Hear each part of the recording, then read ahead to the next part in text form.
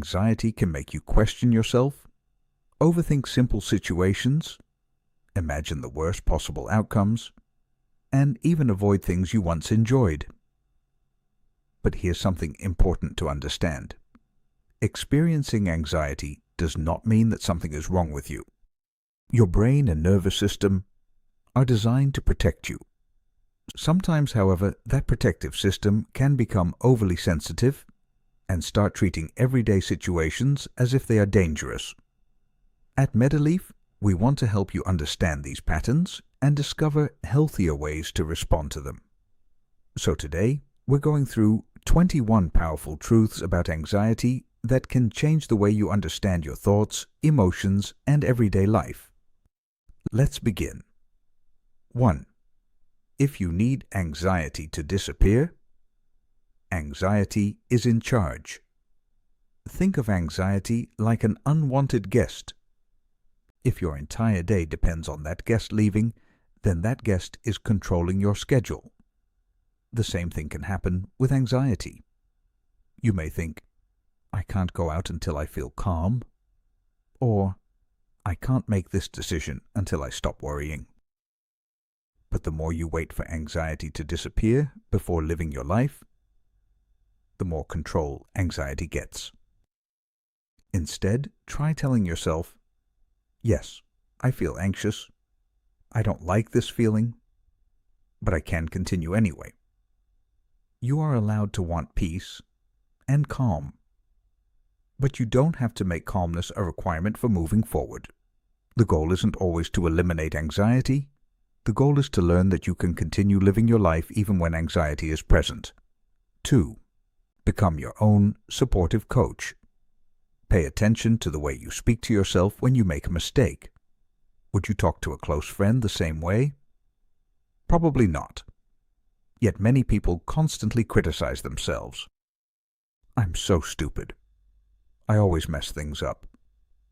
I should be better than this. That kind of self-talk doesn't necessarily motivate you. Instead, it can keep your mind under even more pressure. Imagine having a coach who screamed at you every time you made a mistake. Eventually, you wouldn't feel motivated.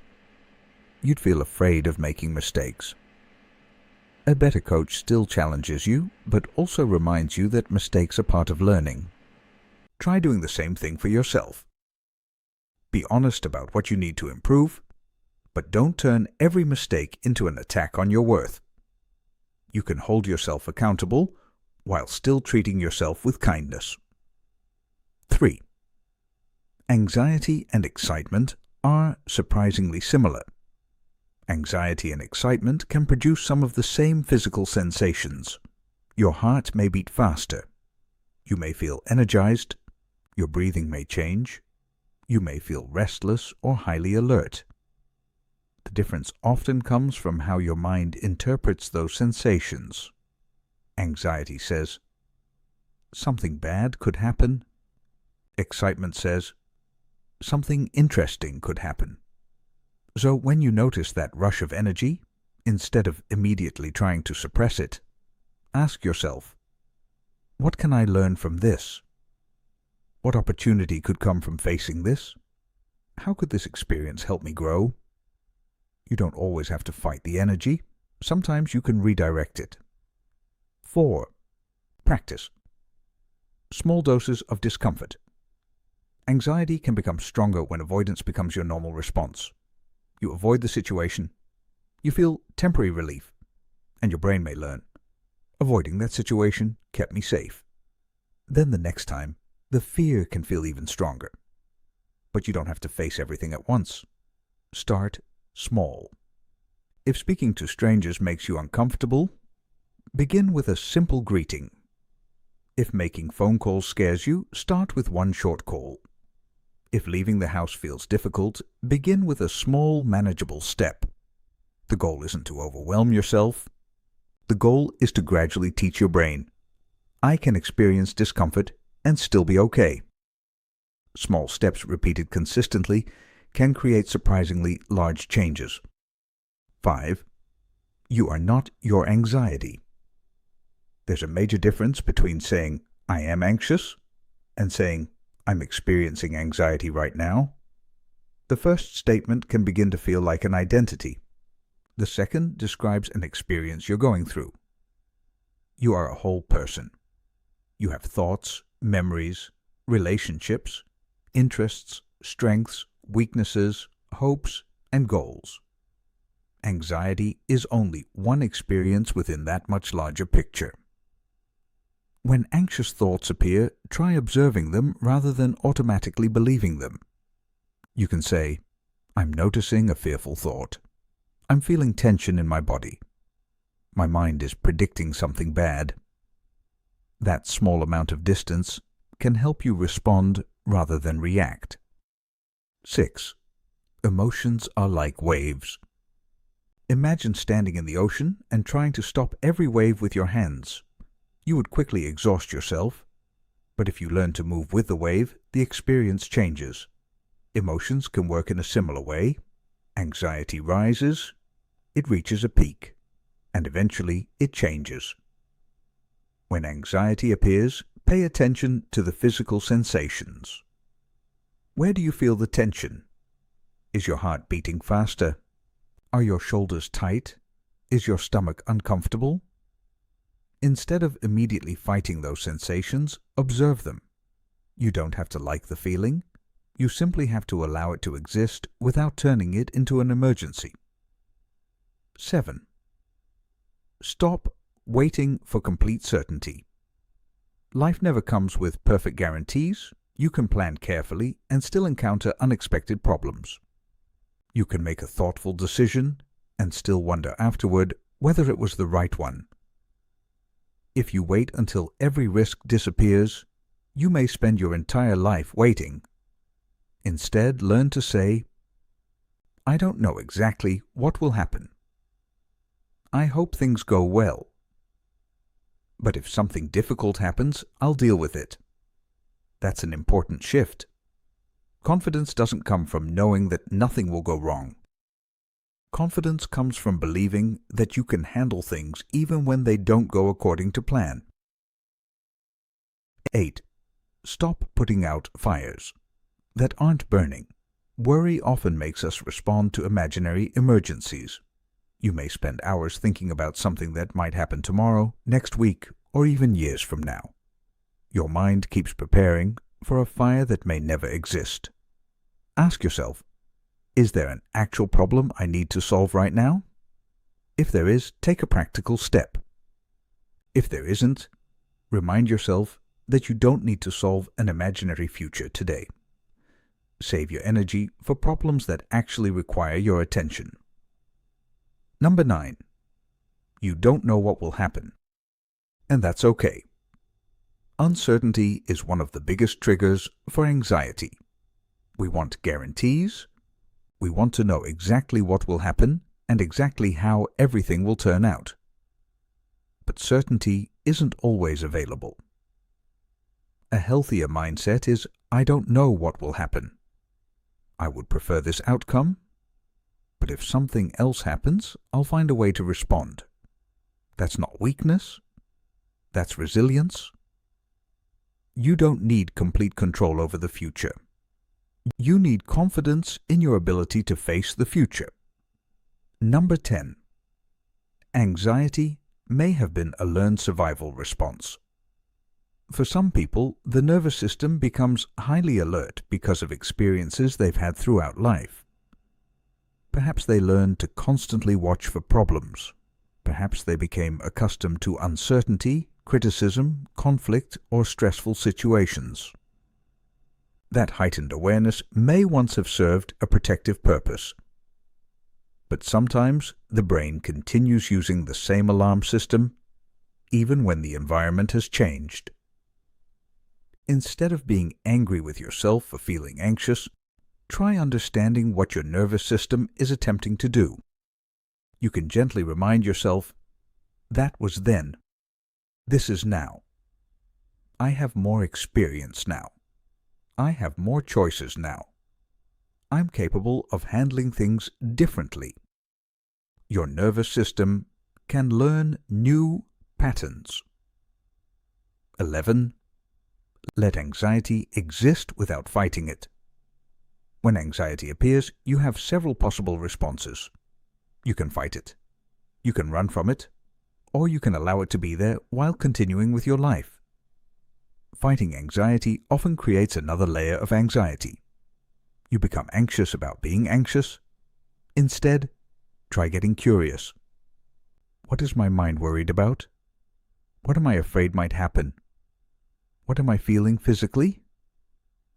You don't need to solve every anxious thought.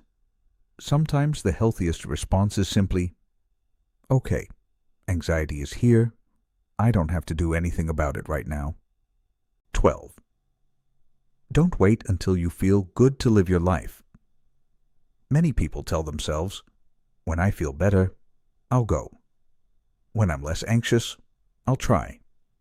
When I stop worrying, I'll start. But anxiety may not disappear on your preferred schedule. So instead of waiting for the perfect emotional state, take anxiety with you. You can feel nervous and still make the phone call. You can feel uncertain and still make the decision. You can feel uncomfortable and still attend the event. You can have anxious thoughts and still move toward the life you want. Anxiety doesn't have to be the driver. It can simply be a passenger. 13. You don't need to avoid fear. You need to learn. You can handle it. Avoidance can provide immediate relief, but relief isn't always the same as progress. When you repeatedly avoid something because you're afraid, your brain can learn that the situation really must be dangerous. But when you gradually face difficult situations and discover that you can cope, something changes. You begin to trust yourself. Real confidence isn't necessarily the belief that nothing bad will happen. It's the belief, even if something difficult happens, I can deal with it. That is a much stronger foundation. 14. Be careful what you feed your mind. Your brain pays attention to what you repeatedly expose it to. If you spend hours consuming frightening stories, negative news, arguments, alarming videos, or constant worst-case scenarios, your mind may remain on high alert. This doesn't mean you should ignore the world. It means you should be intentional about what you allow into your mental space. Here at MediLeaf, we believe that understanding your mind is an important part of taking care of your overall well-being. So ask yourself, how does this content make me feel? Do I actually need to keep consuming it? Is this helping me understand something? Or is it simply keeping me afraid? Protecting your mental space is not ignorance. It's awareness. And sometimes one of the simplest things you can do for yourself is reduce the amount of fear-based information you consume every day. 15. Give your worry a time slot. Here's a simple technique you can experiment with. Instead of allowing worry to interrupt every part of your day, create a specific period for it. For example, you might set aside 15 or 20 minutes in the evening. When a worry appears earlier, write it down.